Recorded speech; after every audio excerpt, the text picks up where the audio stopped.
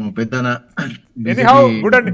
Senior Pawan గారు, నాయకులు. అంటే రేపు ప్రమాణ స్వీకారోత్సవానికి జరుగుతున్నటువంటి ఏర్పాట్లు, మంత్రివర్గం కూర్పు, ఎలాంటి ఆహ్వానాలు, ఎలాంటి కార్యక్రమాలు ఉంటాయి రేపు?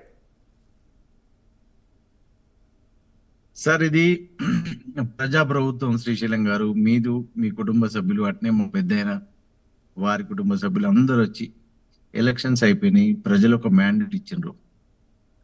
ఇది మన ఇంట్లో జరిగే పండుగ. ఒక మోనార్క్ ని మనం దింపి ఒక ప్రజా ప్రభుత్వం ఏర్పాటు చేసుకోబోతున్నాం. కాబట్టి మీరందరూ వచ్చి రేవంత్ రెడ్డి గారిని, రాబోయే తెలంగాణ ప్రభుత్వాన్ని మనస్ఫూర్తిగా ఆశీర్వదించి ప్రజలకు మంచి చేసేటువంటి శక్తిని మాకు ఇవ్వాలని మేము అందరినీ మనస్ఫూర్తిగా కోరుకుంటా ఉన్నాం. మాకు కాంగ్రెస్ పార్టీకి అధికారం అనేది పెద్ద పని కాదు, కానీ ప్రజలకు ఏదో చేయాలనే ఒక కోరికతోని 6 గ్యారంటీస్తో మేము ముందుకు వచ్చినాం. ప్రజలు ఆశీర్వదించారు. ఎలక్షన్స్ అయిపోయినాయి, వాటిని పక్కకు పెట్టి తెలంగాణ బిడ్డలకు మనం ఏం చేయాలనేటువంటి ఒక మంచి ఆలోచనతో మేము ఉన్నాం. కాబట్టి మమ్మల్ని అందరినీ మీరు కూడా అపోజిషన్ లో ఉన్నటువంటి బీజేపీ పెద్దలు, టిఆర్ఎస్ పెద్దలు కూడా అందరు కలిసి ఈ ప్రభుత్వానికి తోడ్పాటు ఏర్పాటు చేయాలని, దాంట్లో ముఖ్య పాత్ర పోషించేది జర్నలిస్ట్ సోదరులు, యువ సోదరులు. మనందరి కళా కోరిక మనం జీవితంలో బాగుండాలి, ఒక మంచి ఆనందకరమైనటువంటి వాతావరణంలో బతకాలి అనేటువంటి ఒక కళా కోరిక అందరి బిడ్డలకు. చిన్న కుటుంబంలో పుట్టినటువంటి బిడ్డకు కూడా ఒక ఆశ ఉండాలి. ఆ ఆశను మనం ప్యాంపర్ చేయాలి. ఒక చిన్న కుటుంబంలో ఉన్న చదువుకున్న బిడ్డ కూడా నేను ఐఏఎస్ కావాలి, ఐపీఎస్ కావాలి, నా తల్లిదండ్రులకు ఒక మంచి పేరు తేవాలి, నా గ్రామానికి, నా మండలానికి, నా నియోజకవర్గానికి, నా జిల్లాకు ఒక మంచి పేరు తేవాలి అనేటువంటి ప్రతి బిడ్డకు ఒక ఆశాజనకమైనటువంటి ప్రభుత్వాన్ని ఏర్పాటు చేసే ప్రయత్నం చేస్తున్నాం. కాబట్టి మీ అందరి ఆశీర్వాదాలు, సహాయ సహకారాలు ఉండాలని మేము కోరుకుంటాం. యా పవన్ గారు, అంటే రేవంత్ రెడ్డి గారి ఆహ్వానం అనేటటువంటిది అందరిని ఆకర్షించే విధంగా ఉంది. 350 మంది అమరవీరుల కుటుంబాల నుండి కుటుంబ సభ్యులను ఆహ్వానించడం, అదేవిధంగా తెలంగాణ ఉద్యమానికి అన్ని తామై పోరాడినటువంటి 250 మంది తెలంగాణ ఉద్యమకారులను ఆహ్వానించడం అనేటటువంటిది చాలా గౌరవప్రదంగా ఉంది. ఏం మెసేజ్ ఇవ్వాలనుకున్నారు? అంటే శ్రీశైలం గారు, మీకు తెలియని చరిత్ర నేను చెప్పదలుచుకోలేదు, కానీ ఒక విషయం గుర్తు చేస్తాను. 1965 నుంచి ఎంతో మంది ప్రత్యేక తెలంగాణ కోసం పోరాటం చేశారు. మా పెద్దన్న అప్పుడు వారు కూడా పోరాటంలో ఉండొచ్చు. పార్టీలు వేరైనా, సిద్ధాంతాలు వేరైనా, వాళ్ళందరూ ప్రాణత్యాగం చేసిండ్రు. వాళ్ళందరి కాళ్ళు కడిగి వాళ్ళందరూ ఆశీర్వాదాలు తీసుకోవాల్సినటువంటి అవసరం ఉంది. ఎందుకంటే ఇలా ప్రత్యేక తెలంగాణ ఏర్పడదంటే శ్రీకాంతాచార్య లాంటి బిడ్డలు ఎంతో మంది. ఇవాళ మనం ఒక చిన్న అగ్గిపుల్ల అంటుతేనే, మన శరీర భాగంలో ఒక చిన్న అగ్గిపుల్ల అంటుతేనే బాధపడతాం. అటువంటిది శరీరం మీద పెట్రోల్ పోసుకొని తన మాంస కండలను ఇవాళ ఇబ్బంది పెట్టుకొని చేసినటువంటి ఎంతో మందిని మనం చూసినాం. అటువంటి బిడ్డలందరికీ మేము నివాళులు అర్పించి వాళ్ళ తల్లిదండ్రులకు, వాళ్ళ కుటుంబాలకు, ఇవాళ చాలా మంది అటువంటి అమరవీరుల తల్లిదండ్రులు, వాళ్ళ తోడుబుట్టిన వాళ్ళు చాలా మంది రోడ్డు మీద ఉన్నారు. వాళ్ళందరి ఆశీర్వాదాలు తీసుకుని వాళ్ళకి ఏదో ఒకటి చేయాలనే మా కోరిక. మేమేదో ఈ పదవులు అడ్డం పెట్టుకొని ఈ పథకాలు ఇవేదో చేయాలనేది కానీ, ఈ పథకాలు అనేది ప్రతి ఇంటికి చేరాలి, ప్రతి బిడ్డకు చేరాలి, ఒక మంచి గవర్నెన్స్ చేయాలనేది మా కోరిక. కాబట్టి మీ అందరి ఆశీర్వాదం ఉండాలని మేము కోరుకుంటాము. కాబట్టి దాంట్లో మొదటిగా ఏంటంటే కొత్త తెలంగాణ అనే ఒక దాన్ని మనం క్రియేట్ చేయాలనుకునేది మా అభిప్రాయం, మా ఆలోచన.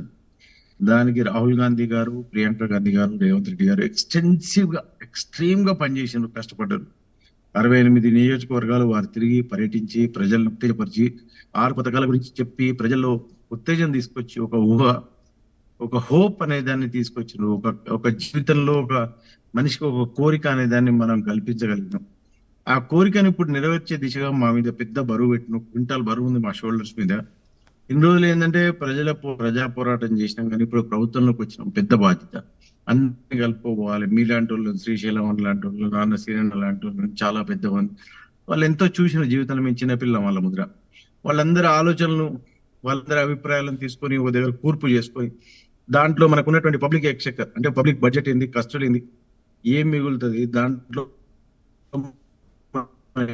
ఏం చేయగలుగుతాం. ఎస్ పవన్ గారు, మళ్ళీ వస్తాను మీ దగ్గరికి. అల్జాపూర్ శ్రీనివాస్ గారు, పవన్ గారు మళ్ళీ వస్తాను మీ దగ్గరికి. అల్జాపూర్ శ్రీనివాస్ గారు, భారతీయ జనతా పార్టీ అగ్రనాయకత్వం ఓపెన్గా రేవంత్ రెడ్డి గారి నేపథ్యం ప్రాతినిధ్యం గురించి కాంప్లిమెంట్స్ ఇవ్వడం జరిగింది. అఖిల భారత విద్యార్థి పరిషత్ కానీ ఆర్ఎస్ఎస్ కార్యక్రమాలలో ఒక కార్యకర్తగా పనిచేసినటువంటి రేవంత్ రెడ్డి గారు ముఖ్యమంత్రిగా ప్రమాణ స్వీకారం చేయడం గర్వకారణంగా ఉందని చెప్పి బండి సంజయ్ లాంటిగా వాళ్ళు కూడా కితాబ్ ఇవ్వడం జరిగింది. ఎట్లా స్వీకరిస్తున్నారు మీరు రేవంత్ రెడ్డి గారిని? అది మా కల్చర్, శ్రీశైలం గారు. మాకు మా సంఘం, మా ఆర్ఎస్ఎస్ మాకు అట్లా నేర్పింది. అన్ని పార్టీల్లో కూడా, అన్ని పార్టీలో ఆర్ఎస్ఎస్ కార్యకర్తలు ఉండొచ్చు. ఈ దేశం కోసం నిజాయితీగా పనిచేయడానికి ఏ పార్టీ అయితే పనిచేయండి అని చెప్తారు. స్వయం సేవకులుగా తయారైన వాళ్ళందరూ కూడా అనేక పార్టీలో ఉండని, ఆ పార్టీలో కూడా ఈ ఆలోచనతో ఈ దేశం కోసం పనిచేసేటువంటి కల్చర్, ఆ రిజల్ట్ తీసుకురావడానికి పనిచేస్తే మంచిది కాదని చెప్పి మా వాళ్ళు చెప్తారు. అది మా వాస్తవం కూడా. ఇప్పుడు వాళ్ళని అభినందించాలి, వాళ్ళని ప్రోత్సహించాలి. వాళ్ళ ద్వారా రిజల్ట్ రాబట్టి ప్రజలకు, దేశానికి, రాష్ట్రానికి, గ్రామాలకు డెవలప్మెంట్ లో మార్పు చూపించాలని కోరుకోవడం మంచిది కదా, మంచి కల్చర్ కదా. సంజయ్ గారు అదే, మేము అదే చెప్తున్నాం. అరే ఆశ్చర్యపోతారు, అరే మీరు అపోజిషన్ పార్టీ కదా అంటే తెల్లారి నుంచి కొట్టాడా? నా ఎన్నికలు నిన్ననే అయినాయి కదా. 6 నెలల కాలం పాటు వాళ్ళ ఫలితాలను చూద్దాం, రిజల్ట్ చూద్దాం. మా ఆలోచనలు కూడా తీసుకుంటారా చూద్దాం. మా ఆలోచనలతో పాటు వాళ్ళు నడుస్తున్నారా చూద్దాం. ఒక కొత్త వర్క్ కల్చర్ డెవలప్ చేయాల్సిన అవసరం. నేను పొద్దున కూడా ఇవాళ మొదటి 3-4 టీవీలో చెప్పాను, కొత్త వర్క్ కల్చర్ తీసుకురావాలి. Government does not mean that only Congress party leaders are there. Government అంటే అన్ని పార్టీల యొక్క సమాహారం, అసెంబ్లీలో ఉన్నటువంటి అన్ని పార్టీల యొక్క సమాహారం గవర్నమెంట్. సో అందరి యొక్క అభిప్రాయాన్ని గౌరవించి, మంచి అభిప్రాయాన్ని స్వీకరించి, వాటి అమలు కోసం ముందుకు వచ్చినప్పుడే పాజిటివ్ రిజల్ట్ వస్తే ప్రజల ద్వారా అది మీకు లాభం. ప్రపోజ్ చేసి అమలుకు కారకులైనటువంటి మాలాంటకు మాకు లాభం. సో అల్టిమేట్ గా 1-10 రోజుల ముందు ప్రజలు డిసైడ్ చేస్తారు ఎవరు కొట్టేయాలని. కానీ ఆల్ 5 years లాంగ్ మొత్తం కూడా ఓట్ల కోసమే కేసీఆర్ గారు లాగా చేస్తా అంటే కరెక్ట్ కాదని, అందుకోసం వర్క్ కల్చర్ మొత్తం చేంజ్ చేయాలని చెప్తున్నాను. వారు ఆలోచిస్తారు, ఎందుకంటే వారు కూడా మా స్ట్రీమ్ నుంచి వచ్చినారు కాబట్టి మాకు డైరెక్ట్ గా ఇప్పుడు మాట్లాడే పరిస్థితి లేకున్నప్పటికీ ఆయన ఉండే సంబంధాలు సంఘ పెద్దలతో ఉన్నాయి. అనేక మా యొక్క ఆలోచనతో ఉన్నటువంటి భావజాలం గల పెద్దలతో ఆయనకు సంబంధాలు వారు కూడా సలహాలు ఇస్తారు, వారు కూడా తీసుకుంటారు సలహాలు. సో మేము ఎక్స్పెక్ట్ చేస్తాం, మంచి గవర్నెన్స్ కోసం వాళ్ళు ప్రయత్నం చేస్తారని ఆశిస్తున్నాం. అల్టిమేట్ గోల్ ఈ పేదరిక నిర్మూలన జరగాలి సార్. నాకు ఇవాళ సంతోషం వేసింది, అమ్మాయి నల్గొండ అమ్మాయి ఫిజికల్లీ హ్యాండిక్యాప్డ్ ఆ వర్డ్ వాడదు కానీ ఆ జాబ్ ఇస్తున్నారు, చాలా సంకేత good sign is giving now. ఆ రకంగా కొత్త ఆలోచనతో ముందుకు రావాలి.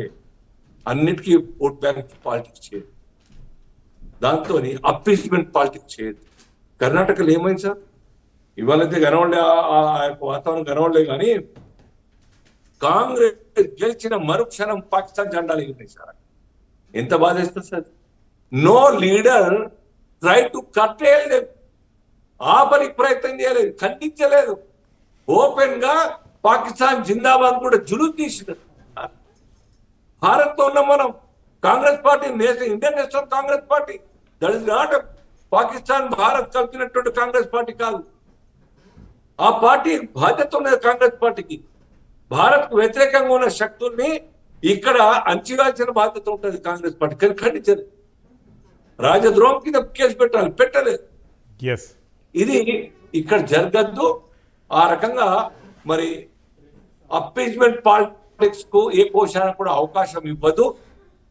రాజ్యాంగ పరంగా అందరికీ సమాన హక్కులుని, ఆ హక్కుల మేరకే ఆ పరిమితిలో ఉండి వాళ్ళు స్వీకరించాలి, ఆ ట్రీట్మెంట్ తీసుకోవాలి తప్ప నా రాజ్యం, నా ఇష్టం, నేను మైనారిటీని నేను ఇష్టం చేస్తాను, ఎట్లా ఖిలాఫ్ చేస్తున్న ధైర్యం రాకుండా ఉండడానికి ఈ యొక్క సర్కార్ పనిచేయాలని చెప్పి. అల్జాపూర్ శ్రీనివాస్ గారు మళ్ళీ వస్తాను. పవన్ గారు, కాంగ్రెస్ పార్టీలో హత్యలు ఉంటాయి, ఓన్లీ ఆత్మహత్యలు ఉంటాయి. సెల్ఫ్ గోల్ కాకుండా కాంగ్రెస్ పార్టీ జాగ్రత్త పడుతుందంటారా పవన్ గారు? డెఫినెట్ గా సార్. రాజకీయాల్లో మీరు ఇంతకుముందు చెప్పినటువంటి స్టేట్మెంట్ ఏమన్నా మళ్ళీ రిపీట్ చేస్తా ఉన్నా, సొంత కవిత్వం కాదు. హత్యలే ఉంటాయి, ఆత్మహత్యలే ఉంటాయి అంటే చాలా మంది నాయకులు అది ఏమైందంటే తెల్లారి కాకముందే కోడి కూర్చుండ్రు. కొంతమంది జంప్ అయ్యారు. నా స్నేహితులు, నాతో పనిచేసినటువంటి చాలా మంది సీనియర్ నాయకులు కానివ్వండి, చాలా మంది ఎమోషనల్ దానికి స్ట్రెస్ అయ్యి గురయ్యారు. కొంతమంది కేసీఆర్ గారితో వారి పార్టీలో జాయిన్ అయ్యారు, కొంతమంది వేరే పార్టీలో వాళ్ళందరికీ కూడా మేము ప్రత్యేక ఆహ్వానం పలుకుతాం. అందరం కలిసి పనిచేద్దాం, కొత్త ప్రజా రాజ్యాన్ని నిర్మించుకుందాం.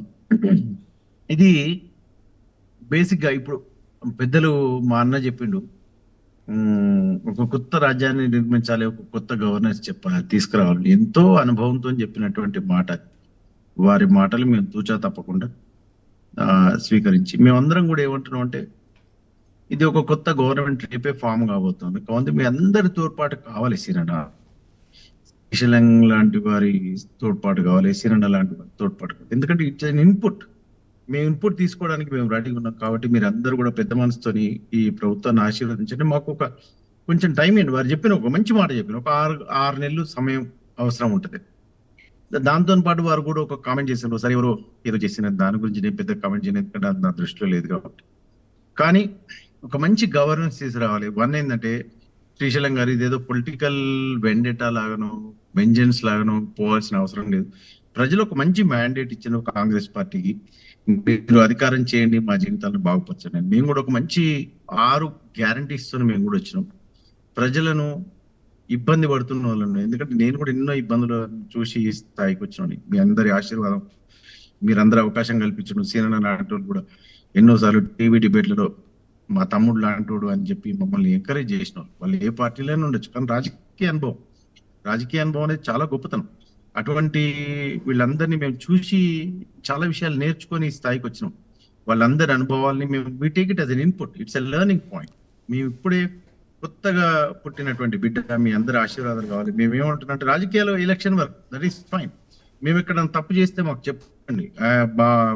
అది పవన్ కే చెప్పాలి అనే విషయం కాదు, రేవంత్ రెడ్డి గారికి చెప్పాలనే విషయం కాదు. ఇది చేస్తే బాగుంటది అనేటువంటి విషయాన్ని మా దృష్టికి తీసుకొస్తే డెఫినెట్ గా, ఎందుకంటే ఇప్పుడు చాలా బాధ్యత ఉంది. అప్పు ఉన్నది, డిస్కిమ్లే అప్పులు ఉన్నాయి, పవర్ అప్పుల్లో ఉంది. ఇవాళ మీరు చూసినారు, దగ్గర 59,000 రూపాయల డిస్కిమ్ల అప్పు ఉంది. సదర్న్ డిస్కిమ్ల, నార్థన్ డిస్కిమ్ల చాలా బాధ్యత ఉంది. మేము ఈ బాధ్యతను ఒక పర్టికులర్ రోడ్ మ్యాప్ క్రియేట్ చేసుకొని ఇక్కడి నుంచి ఇన్కమ్ రెవెన్యూ జనరేట్ చేసే రెవెన్యూని ఎట్లా మనం ఇచ్చినటువంటి ప్రామిసెస్ కి, 6 గ్యారంటీస్ కి మనం ఫుల్ఫిల్ చేయాలి, ఎంత ఖర్చు అవుతుంది చాలా ప్లానింగ్ చేసుకోవాలి, చాలా యాక్యురేట్ గా పనిచేయాల్సినటువంటి అవసరం. ఖర్చు అవసరమైనంత తగ్గించుకోవాలి, కొత్త ఎక్స్పెక్టేషన్స్ క్రియేట్ చేసుకుంటూ ప్రజల జీవితాల్లో ఒక ఆనందమైనటువంటి, ఒక ఆశాజనకమైనటువంటి ఒక ప్రభుత్వాన్ని తీసుకొచ్చే దిశగా మేమందరం పనిచేస్తాం. మీ అందరి ఇన్పుట్ కావాలి, రాజకీయ నాయకుల ఇన్పుట్స్ కావాలి, వివిధ పార్టీల ఇన్పుట్స్ కావాలి, జర్నలిస్టులు, ఎందుకంటే సమాజంలో నిత్యం ఉండేటువంటి వాళ్ళ ఇన్పుట్స్ కావాలి. మీ అందరి ఇన్పుట్స్ ఇవాళ మేము ఫుల్ఫిల్ చేయకపోవచ్చు, కానీ దాన్ని మేము నోట్ చేసుకొని దాని మీద వర్కౌట్ చేసేటువంటి సమయం అయితే అవసరం ఉంటుంది. అన్న పెద్దన్న ఒక మంచి మనసుతోని, పెద్ద మనిషిగా ఒక మాట చెప్పిన 6 నెలల సమయం పడుతుంది ఈ కొత్త పార్టీకి. అంటే ఇన్క్యుబేటర్ నుంచి కొంచెం వాక్ చేసే సమయం మాకు అవసరం ఉంటుంది. రాజకీయ నాయకుడిగా నిరంతరం ప్రజల్లో ఉండి బాగా పోరాటం చేసి ఇవాళ ముఖ్యమంత్రి అయినటువంటి అందరి నా ప్రజానాయకుడు రేవంత్ రెడ్డి గారు అందరి ఆశలు, కోరికలు, వాళ్ళ యొక్క అభిప్రాయాల మేరకు పనిచేస్తాడు.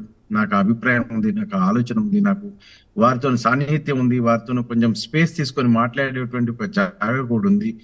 అటువంటి నాయకుడితో నేను ముందుగా మీ అందరికి చెప్పేది అంటే, శ్రీశైలం అన్న, ఫస్ట్ నేను ఇంతవరకు సీఎం గా నియమితులైనటువంటి రేవంత్ రెడ్డి గారిని కలవలేదు.